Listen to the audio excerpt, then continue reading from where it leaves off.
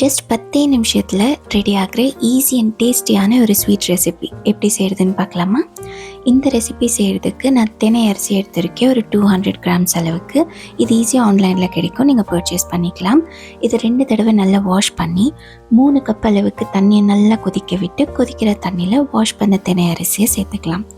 இது கூடவே கொஞ்சமாக உப்பு சேர்த்து நல்லா மிக்ஸ் பண்ணி விட்டுட்டு ஒரு 7லேருந்து 8 நிமிஷம் இதை நல்லா வேக வச்சா போதும்.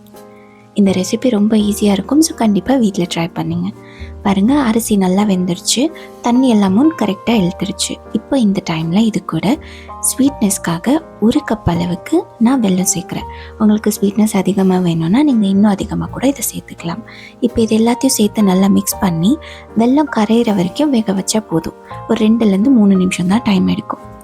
வெல்லம் நல்லா கரைஞ்சோடனே இது கூட 1/4 கப் அளவுக்கு துருவின தேங்காய், அது கூடவே குட்டி குட்டியாக நறுக்கின பாதாம் அண்ட் கேஷ்யூ நட், அது கூடவே நான் கொஞ்சமாக பம்கின் சீட்ஸும் ஆட் பண்ணுறேன். இது ஆப்ஷனல் தான், பட் சேர்த்திங்கன்னா ரொம்ப டேஸ்டியாக இருக்கும். அண்ட் 1/4 டீஸ்பூன் அளவுக்கு ஏலக்காய் பொடி. இது எல்லாத்தையும் சேர்த்து ஒரு தடவை நல்லா மிக்ஸ் பண்ணி விட்டுட்டு 1 நிமிஷம் மீடியம் ஹீட்டில் வேக வச்சுக்கோங்க. அண்ட் அந்த கேப்லேயே கொஞ்சம் லைக் அண்ட் சப்ஸ்கிரைப் கூட பண்ணிவிடுங்க. பாருங்கள், இந்த ஸ்வீட் சூப்பராக ரெடி ஆகிடுச்சு 10 நிமிஷத்தில். கடைசியாக நல்ல பியோர் கீ ஆட் பண்ணிவிட்டு ஒரு 2 டீஸ்பூன் அளவுக்கு மிக்ஸ் பண்ணிட்டீங்கன்னா இந்த டேஸ்டியான ஸ்வீட் ரெடி ஆகிடும்.